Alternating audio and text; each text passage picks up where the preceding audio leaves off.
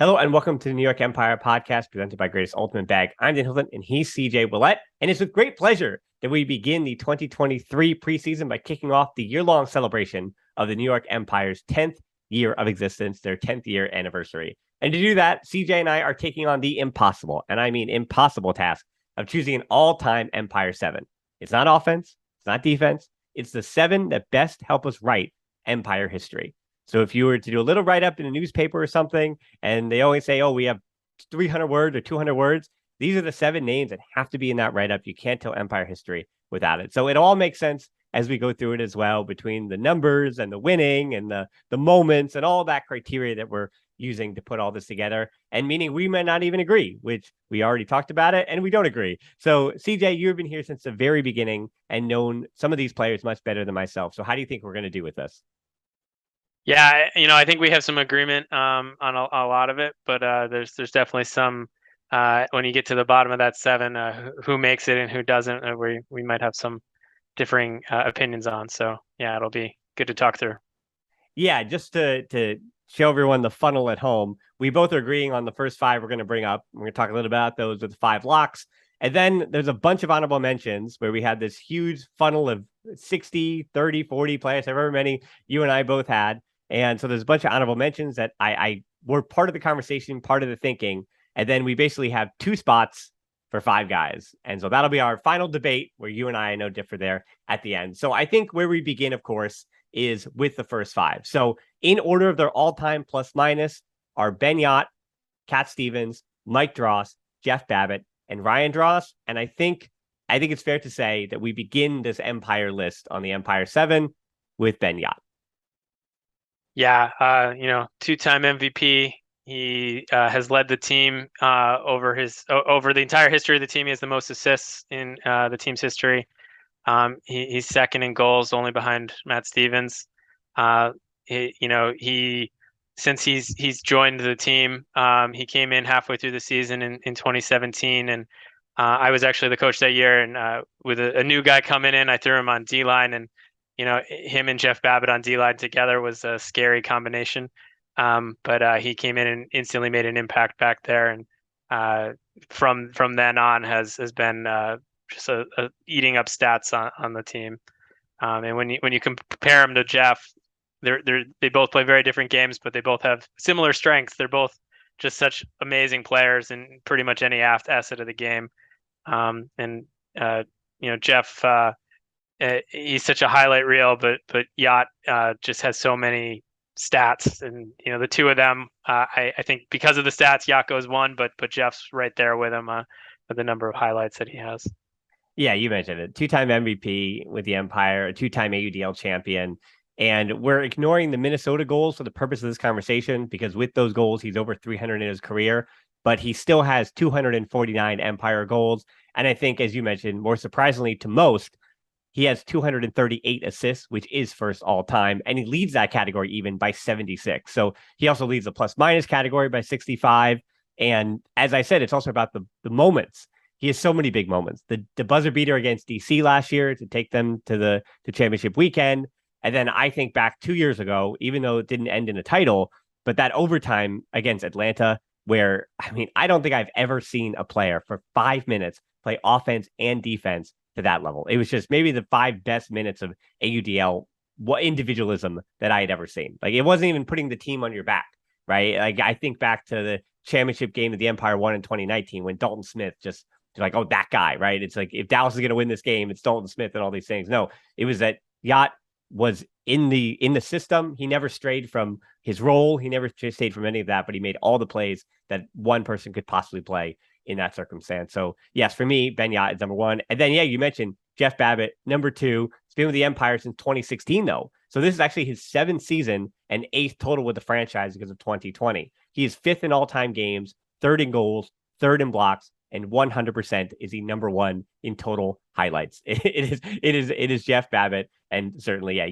I even think with the leadership role, as you and I were talking about prior to this, the leadership role he's taken on through the years actually makes him, off the field, a sneaky candidate for also being on this line. Yeah. I still remember it shows up in his highlight reels pretty frequently. But so Jeff joined halfway through 2016 after he was at college nationals that year, and he still had like I think he had cut his hair real short and like dyed it blonde or something. Yeah. I still remember the highlight reel we were playing against Toronto at the the Bridgeport Bluefish Stadium in Bridgeport, Connecticut, and we'd never played there before, but it was torrentially downpouring, and he had this D where someone tried to throw an up line or something. I don't even know, but he came from the front of the stack and just like sort of dove over someone and like got the D, and he just was so like that was like one of his first moments on the team where it was very clear that he was going to make a huge impact on the team. Yeah, it is a shame that even 5, 6 years ago, the amount of we'll say media infrastructure that exists in the league. Unfortunately, we've lost a lot of good highlights through the years of a lot of the players that we're going to mention too, as we continue on this list. And for me, my story about Jeff Babbitt is, and I hopefully this winds up not being a viral moment, but I just have to share this great Jeff Babbitt story. As people know, or people might get the perception, he's actually a really humble guy. He's very not, I wouldn't say soft spoken, but he's very concise and forward with the way he approaches the game, the way he approaches life as a captain, as a leader. And to me, I think his emotions are always perfectly aligned with the moment and stakes of the game. So championship weekend, he's emotionally up to the moment. When it's a game that, let's say, the Empire should be winning in the fourth quarter somewhere, they're up by 10, his emotions also are dictated there. He never loses his head at all. He always just seems completely composed. And for a guy that could induce as much fear as he does, he's a pretty humble guy too. So I say that all with the caveat to set you up for the fact that he does surprise me at times with his this Babbitt confidence or swagger, whatever you want to call it. So to peel back the curtain here, I originally asked this question of the 7 to Jeff Babbitt, and I actually didn't even ask Empire. I asked for the entire AUDL because I wanted to know some of the names that impressed him, or maybe some of the guys who am I not thinking of that maybe he's guarded at in club or around the league through the years that I'm kind of not thinking of, right? And the way he responds to that question is easy. 7 players, 7 Jeff Babbitts. Ask anybody how I throw in practice when I'm not in our system. And that line itself kind of just, not only is it one of my favorite ultimate exchanges ever, but that does sum up Jeff Babbitt, where, again, he's a humble guy, he's a humble player, but he also recognizes that he has the talent and the ability with enough hard work to not only be a legend of the New York Empire, but just like Ben Yacht, to be a legend of the AUDL, to be somebody that 20, 30 years, hopefully down the road, you go back to the origins of the AUDL and you say, hey, one of the first, guys, one of the first, alphas that the league had was a guy for Jeff Babbitt. Now, the other 3, though, CJ, in our top 5 that are locks, I would not call any of them alphas, but they have been here since the beginning. Well, 2013 and then almost for 2014 for the other one. 2 of them share the same last name. But certainly, yeah, for Cat Stevens, Mike Dross, Ryan Dross, I think the real challenge of those 3, because again, they've pretty much been here from the start. How do you line them up as 3, 4, 5 on that line? Yeah, Matt Stevens with being that leader on the team with goals. He's over 60 goals ahead of Yacht on the team, and he may have a few more seasons here, but he's still getting those goals every year. He transitioned over to D-line this past year and still got 19 goals, I think, 18 goals. But yeah, he just has a nose for finding those goals. That first season in 2013. And even the second season when he had 61 goals in 2014, but he had 42 goals in 2013, and none of us really knew who he was coming in. He had gone to school in Ohio, and none of us had really played against him. And he made it on the O line, and he sort of got a reputation for following the play and catching discs that were maybe intended for someone else. That it got tipped, or he just was always in the right spot at the right time. He probably had 10 of those trash goals where like just flew over a pack, and he just was sort of standing back there and caught it. And he's still always in the right spot to find those goals all the time, and that's what has contributed to him being the team leader in that stat. And I have him at number 3 because of that. I put Mike at number 4. He has a team lead in blocks. He has an extra season over Ryan, but he also played a season on O-line, which was the season I coached. I needed someone who was dependable on O-line, and so I moved Mike over. He he and Ryan are very competitive with each other, and I think you know, we'll see what happens going into this next season. He's in law school now. If he comes back and plays, he might have some commitments, might not make as many games. Ryan might get to catch up to him on those blocks. So we'll see what happens. But right now he's ahead of Ryan in blocks on the team. But I see the two of them as, even though they're brothers and they're twins, they have very different playing styles on defense. Ryan's, like the fire and like the intensity, the athleticism. He goes out and runs past people and skies people. And Mike, while he can do that, is just always in the right spot. His positioning is so good. He led the league in D's that first year because he was just always in the right spot. And, someone would throw a deep shot and he would just sort of happen to be back there and just run past the person and grab the D. It really is funny how they're both so good at defense, but they do really play very different styles of defense. Yeah, and I think for that trio, as you already mentioned with Cat Stevens, not only as an OG, but yeah, still first Empire history with 311 goals, all-time games played leader too with 130. So I don't know how you leave that person out.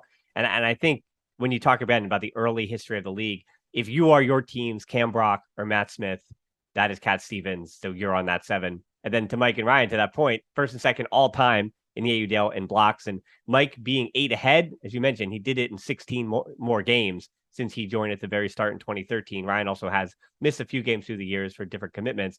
And then Ryan, again, as you mentioned, 2014. So doing the math there, though, Ryan has more in the 8 years since.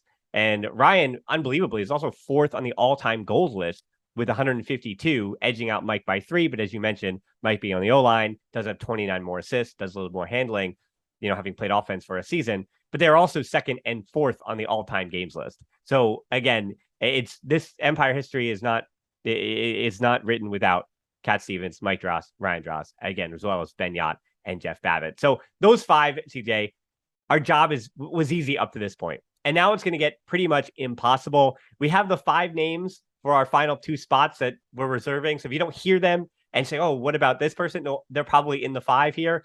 So before we do 6 and 7, I have a few honorable mentions that I do want to say. So again, basically 5 for 2 spots. So the players that I kind of had to think about, they were in the bigger list, but I had to weed through it and mark them down. It was all of Connor Klein, John Lithio, Ross Ward, Matt Pippin-Aletta, Izzy Bryant, Matt Lamar, Marquez Brownlee, Harper Garvey, Bo Kittredge, and Billy Katz. And I feel like going through that list, I have them all here in the honorable mentions for entirely different reasons, like each and every one of them for different reasons. So I'm going to, as we said, assume that, none of those names rounded out your 7, but very much like you, they were all on your extended list. Like there's an argument for each and every one of them that I could make.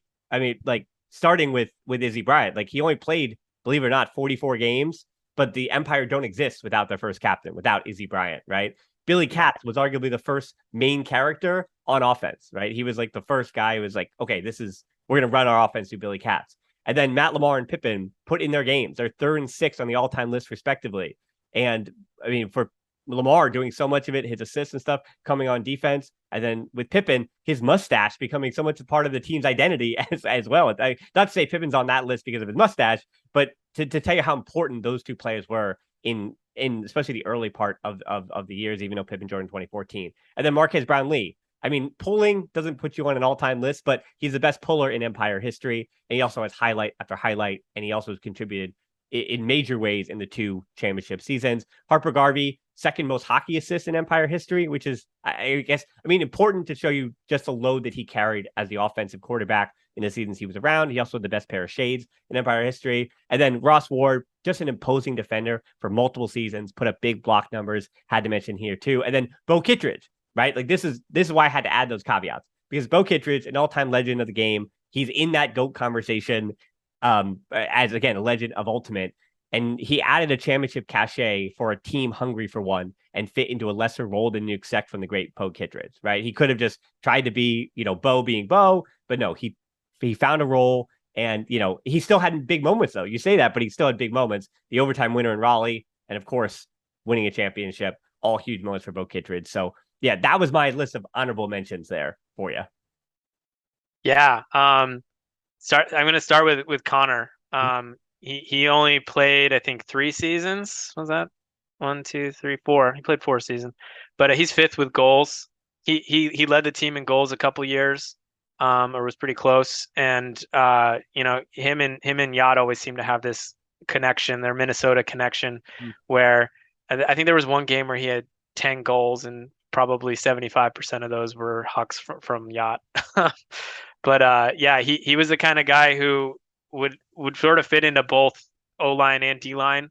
The reason why he didn't lead the team in goals those other seasons was because he was on the D-line. He's definitely one of the big contributors. You mentioned Izzy. I played on Izzy in the first, or with Izzy in the first season of the league before the Empire existed. We played on a Connecticut Constitution team together. And we were very good friends going into that Empire season, and he was sort of our sole leader that first year. Led the team in assists, was just a mainstay on the team. He sort of transitioned into being more of a leader from the bench. The year I coached, he did play, but he was sort of my assistant coach. The next year when Eileen coached, he was officially the assistant coach. So he's transitioning into being a great coach in his own right after having such a good playing career. Matt Lamar, the Iron Man, his time with the Empire, he even though he played almost all of his time on D line, he's sixth on the team in assists with 114. He was just sort of always there for so many years. And I think, what was it, 118 games in a row? I forget exactly how many in a row, because he finally did miss one, I think. 112, I believe, in a row. 112 in a row. Yeah. It's just so impressive that he was able to do that. You mentioned Ross Ward. I found Ross Ward. I was playing in Stamford, Connecticut Winter League the year before he started playing, so it must have been 2013. And he was like the 6th round pick on my team and was our best defender and receiver. He's just so big and so fast. I had him on my team. We won the league that year, that Winter League, and I made sure he tried out for Empire and got him on the team. And not that 2014 year, but the 2015 year, he was a force to be reckoned with. Had third most blocks on the team, second most in goals and plus minus, and he was playing mostly D line. He was huge. And after he moved away, he played on Raleigh for a year and was still like a very big contributor for Raleigh. So Ross was definitely a big one. Matt Ouellette, Pippin, I played with him for several years before Empire as well, and he would just sort of do what needed to be done. He was often the like third handler who would just sort of hide on the sideline and run down the sideline and get some huck deep to him. I remember a few where Harper threw huge hammers to him, and he caught those for some goals. And he was always a big part of the team.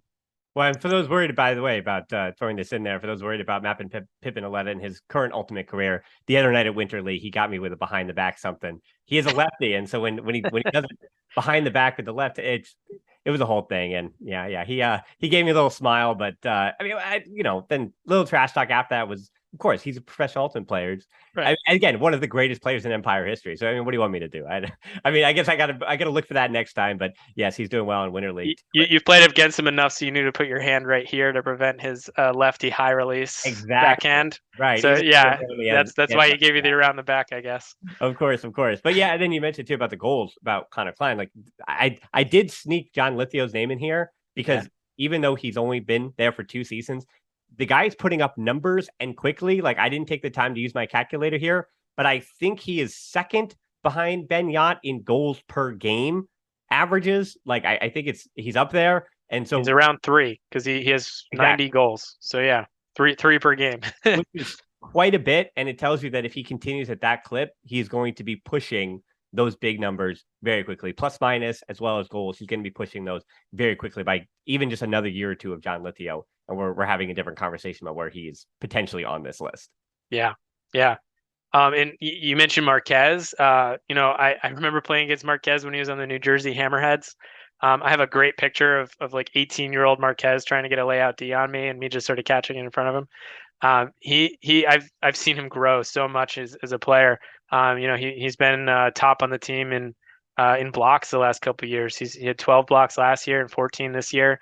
You mentioned his pulling; it's just so impressive. The league tried out at the All-Star game the moving the pull up, so you could try to get it in the back of the end zone. We're just like, we just have Marquez. We don't need to do that.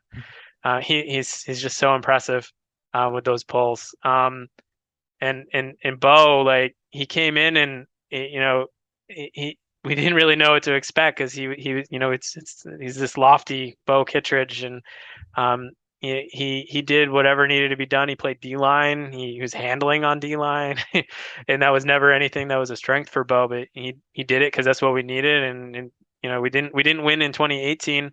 But I remember after that game, walking into the locker room after most everyone had left, and Bo and Matt Stevens were the only two left, and Bo was just talking to Matt about how I'm not leaving until we win one. And of course, we won it the next year, but I sort of wonder if we had never won, would he be here till he's like 45 or something? Maybe Trey Katzenbach age into his 50s. But thankfully, we won, and Bo now he's doing Ironmans and stuff. But he's just another kind of athlete.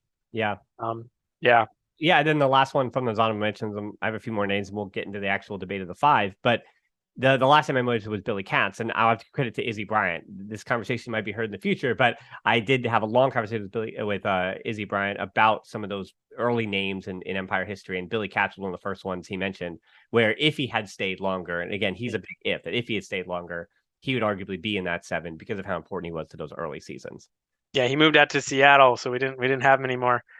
I think it was 2014 when we had a crossover game against Chicago in the playoffs, and so they had to come to us.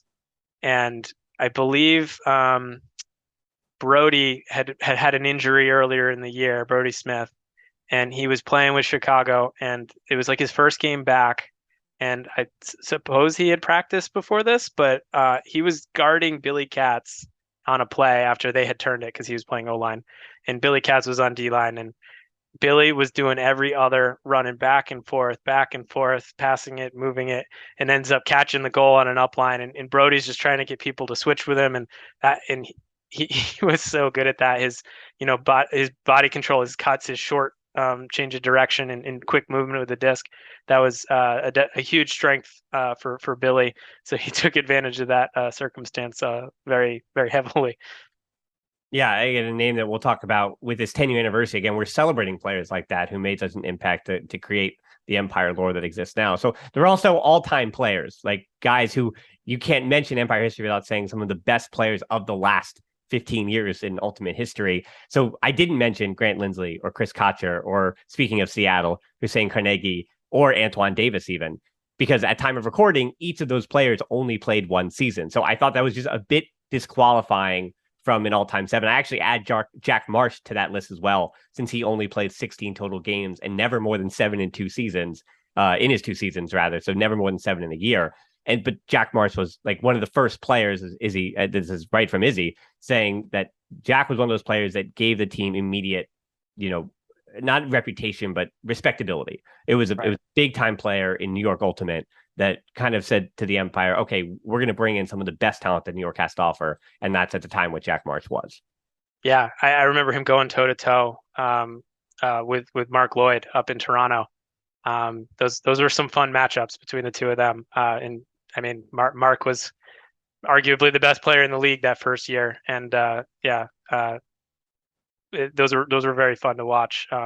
Unfortunately, they got the better of us in the end, but Jack definitely gave us a chance. The other ones that you didn't mention there, the North Carolina guys who all came up to play with us in 2014 before the Flyers were founded the following year. We had Noah Saul, Justin Allen, Matt Bode. Those guys have all continued to play in the league. Noah and Justin have still been on the Flyers, and Bode played with a few other teams. But all three of them were huge contributors that year.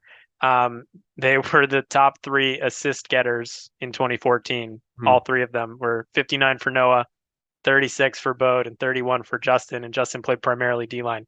So yeah, the three of them that one year were a big part of the team that year.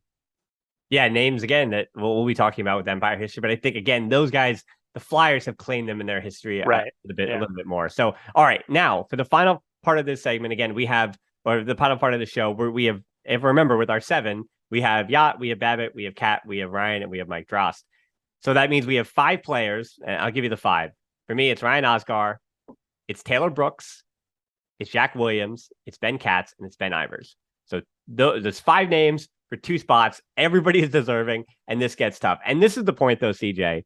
I know that you and I are going to differ, but I have to use some of my, we'll say, producer power to throw it in here that Ryan Osgar has to be a lock here as number 6 over Brooks, Williams, Katz, and Ivers, just because I have to weight winning a championship and being the MVP of the entire league and being the best player on an undefeated Empire season. I just have to wind up. There's too much weight in that. I mean, even his numbers, he is 3rd in assists in just 28 games. The only argument against Osgar at all is that he's just played 28 games. Because how do you reward a player who's only played for the franchise for 2 of its, we'll say, 9 seasons? But that's still like 24% of total games. So it's still, almost going to, he's going to immediately hit it by, 30 or whatever. So 3rd in assists. And then when they started counting total yards, he has 14,610 total yards in 2 seasons. Since they only started tracking that in 2021, it does put the older players at a disadvantage as well, because we don't know how many yards Taylor Brooks racked up from game to game, probably quite a lot. So while Yacht would easily surpass him in that category in Empire history, Osgar's done that in just 2 seasons, and he has 2,500 more than Yacht in the same 2 seasons. And again, Yacht second for the Empire in that category. Only Pavel Giannis has more. And even the moments for Ryan Osgar, he is a buzzer-beating catch against Atlanta in the playoffs, as I mentioned 2 seasons ago. But it was really, again, all of last season. The little highlights, the layout catch against Philly in the rain, like that was a momentum shift in that game. Just being the most significant player, I think, of an historically good Empire offense, converting a league record 69% of their offense possession in 2022. I just, as much as I kind of, I said all the other guys who didn't play enough games, I held that against them. He was a league MVP, and they won. They won the championship. Like, that'd be the Empire. So he has to be a lock for me, and I have to use my producing power to kind of make us have to decide between the other 4. Yeah, fair enough. Having over 70 assists 2 seasons in a row, it's so impressive. I think I remember listening to your podcast with him when he first joined, and how he mentioned how he was thinking about retiring when he moved to New York, and then Matt and probably Yacht convinced him to play, and these are the seasons that we get out of him. So I think that was the right decision on his part. Yeah, I can definitely agree that he can be number 6. All right, and now for number 7. I've almost broken it up into 2 different debates that will then need to be debated again. So like almost a 4-person round robin to figure out this 7th spot. So what I have, and I know you have the same names, to me, we have to discuss Taylor Brooks versus Jack Williams, and then the battle of who the second best Ben in Empire history is, and that's Ben Katz and Ben Ivers. So as I said, we're going to break it up. Taylor Brooks and Jack Williams first. And I think you and I might differ at the end of this, but, we'll start with Taylor Brooks. He was arguably the Empire's best player for the first 3 seasons of his existence, and he has a case for the 2016 season too. And if you're the team's best player for 40 to 50% of the team's history, it's really hard to leave you off the top 7, of course. Yeah. I think the first 2 years he was still sort of looking to find himself a little bit. He definitely contributed a ton. He has the 2nd most assists in the team history with 162. But it wasn't until 15, 16, and 17 he led the team in assists 3 years in a row. And to your point of Osgar being ahead of him, Osgar had as many assists in 1 season as Taylor had in 15 and 16 combined. So, I I can see where that argument comes into play. But Taylor, that 17 year, I think he ended up moving away, so that's why he left the team. But he was definitely the leader on that offense with assists, and he had such a good flick huck. That's where probably half of his assists came from. So that's my strength with Taylor is just, he was always dependable on the field. He didn't turn it over as much as some of the other guys did some of those years. So I definitely, when you have a team where you're considering everyone the faceless mob and you don't have the star power until the year that Babbitt joined and Yacht joined, to still have someone who stands out in that is impressive in its own. So that was definitely Taylor. Well, yeah, I would say that for those again who didn't get to watch him, he was in the Empire offense, basically playing Ryan Osgar. He controlled that middle section. He had that flick huck, as you said, so he could do everything. He could score goals. He could really, truly handle what needed him to. He could again operate in that middle space, and he was a big thrower. So to me, I think the argument between him and Jack actually does still come down to numbers versus moments, really, because as you mentioned, Brooks is higher in all those categories. 69 games to Jack's 41. 162 assists to Jack's 132, 100 goals to Jack's 61, 36 blocks to Jack's 21, and a plus minus of 182 to Jack's 151. So all the numbers say advantage Taylor. The only thing I do say about Jack is that what Taylor did in 5 seasons, Jack is basically done in 3, and he was also MVP of a championship. Again, heavily weighting what winning does and how winning at that level and playing at such a high sustained level, it does. You write the Empire history by talking about the 2 championships, and you can't speak about the second championship without talking about the game MVP or the championship weekend MVP. And he also has, again, when I said about moments, like when I think back to the most important, significant moments in Empire history, he's beaten the buzzer so many times with both assists and with goals. And like you could argue that his arrival, we talked about Bo before in that championship cachet, but you could argue that Jack's arrival is really what took the team to the next level in 2019, really putting the Empire over that bar. And like there's an argument too for Jack where I almost going to punish him by playing his years with Oscar and Yacht and Jeff Babbitt, because you remove those 3, I can't imagine what Jack's numbers would be without those 3 in tow, if that makes any sense. So I'm saying if you switch Taylor and Jack in their time in Empire history, does Jack put up greater numbers than Taylor might have? I think that good question. I think that is possible. So I think we're going to not mention who moves on, because I think you and I might even disagree with that. And I do want to talk a little bit about the Bens now. So basically the reason I split it up this way is we're basically moving from offense to defense here, comparing Ben Katz and Ben Ivers. So Katz also playing a bit of O, and then them playing different positions as well. Katz is a handler, Ivers a cutter. It does make the numbers comparison a bit difficult, but we'll do it anyway here. 57 games for Katz, 55 for Ivers, 102 assists for Katz, 20 for Ivers, 86 goals for Ivers, 68 for Katz, 59 blocks for Ivers, 52 for Katz. Katz plus 147, Ivers plus 145. The numbers are so close. It's so funny. With the exception of the assists. They're, again, 2 games apart. They're just, 14? I'm not good at math, but 14. I'm close to it. Anyway, 18. There it is. 18 goals apart. The plus minus is it's just 2. Blocks are 7. So the Katz, 2-time AUDL champion. Ivers, a co-captain, and also the first jersey in Empire history to be retired, which I think is really important to the way we speak about the franchise and what he meant to this team. Just, again, a heart and soul kind of leader on that defense. And for both these guys, too, the highlights, they're just both of them all-time favorite players to watch in Empire history, like highlight reels. Like, of course, yes, Babbitt, we have all that fun, but like Katz and Ivers, nobody's built like Ben Yacht and Jeff Babbitt. Like those are just different level athletes than most people. But you watch Ben Katz and you watch Ben Ivers, you go, well, maybe I could be like that, but you can't be, because those guys are truly, truly special at what they did and do.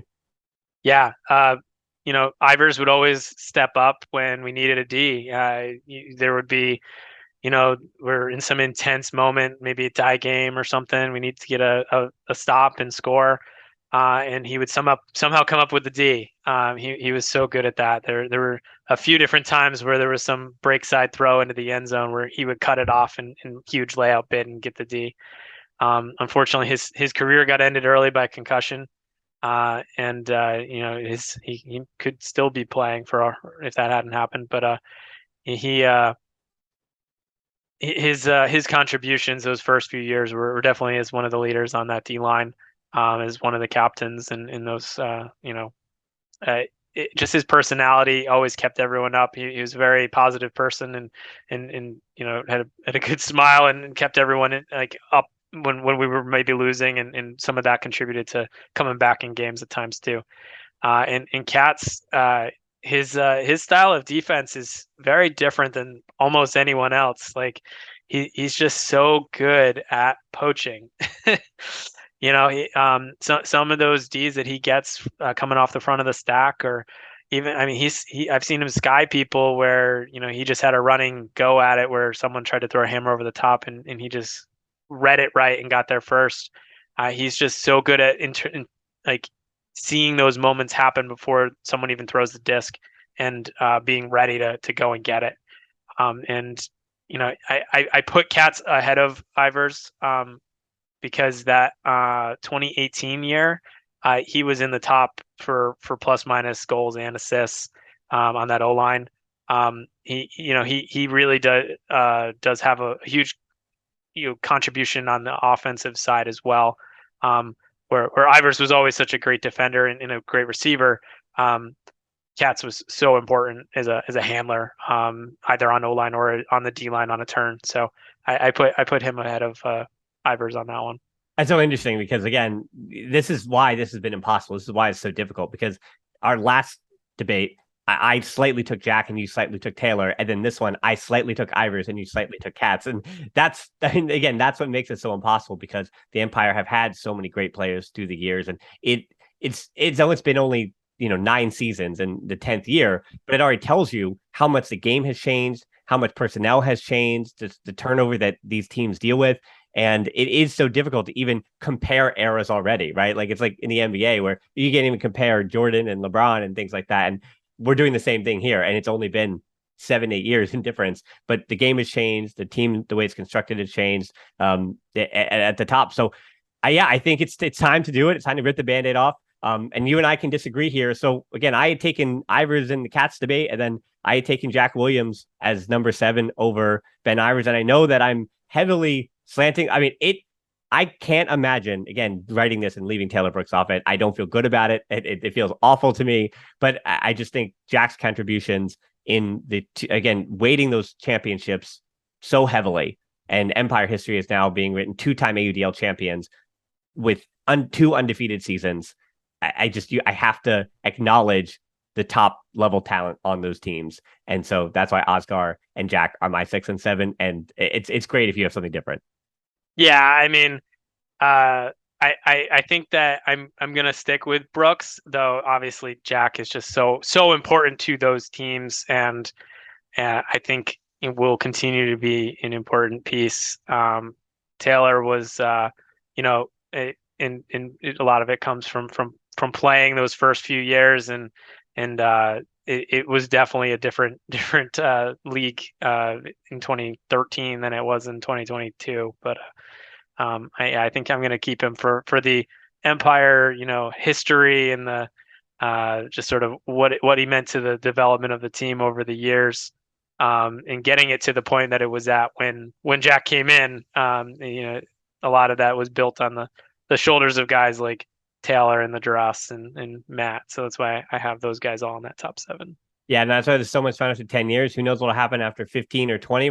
We have to relitigate this whole thing. And I think we're going to be talking potentially at that time about different names. I mean, names that we haven't even met yet, that are not even, maybe they're in high school still. And then we'll figure out, if they 6-7 years down the line. But, because there is that next tier as well, like the Sam Taylors, I think yourself and Josue Aloro, Elliot Chartok moving into that category, Solomon Rosemeyer Bailey, as well as Jabron Meeser. I mean, look at the fresh face of John Randolph, how few games he played, but the impact that he had to winning that championship, right? There are these names that a few years down the line, I know your time is done, CJ, as a player on the Empire, but there's so many names that I think are going to make this conversation more and more difficult. But I do hope that everybody enjoyed it. I know I enjoyed it. So if there's any podcast that we ever do that creates engagement, that creates a conversation, that creates Empire fans even arguing amongst themselves, I think that's the thing that we need. We as the ones who are watching all this need to step up our conversation and start to have these. So CJ, I'm glad that I got to have it with you. I really appreciate the time.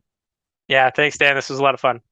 Yeah, so make sure you hit us up on Twitter, on Instagram, wherever. Respond to all this with your 7, if it's different than mine. And maybe you got a favorite. I know that there is a huge fan base for Norito. So I know that there are sevens where every player in Empire history is on somebody's seven somewhere because the Empire have been blessed and gifted with a ton of great players through 10 years. So again, this was the very beginning of the 10-year anniversary for the New York Empire, and that's going to be the theme all season long, as well as trying to win a back-to-back championship and the third in Empire history. So being the first team to win 3 in AUDL history. So those are going to be the big themes of the season. I'm giving it all away early on. So thanks so much for listening to the first edition of the New York Empire podcast of the new season. So from the entire New York Empire family, talk to you soon.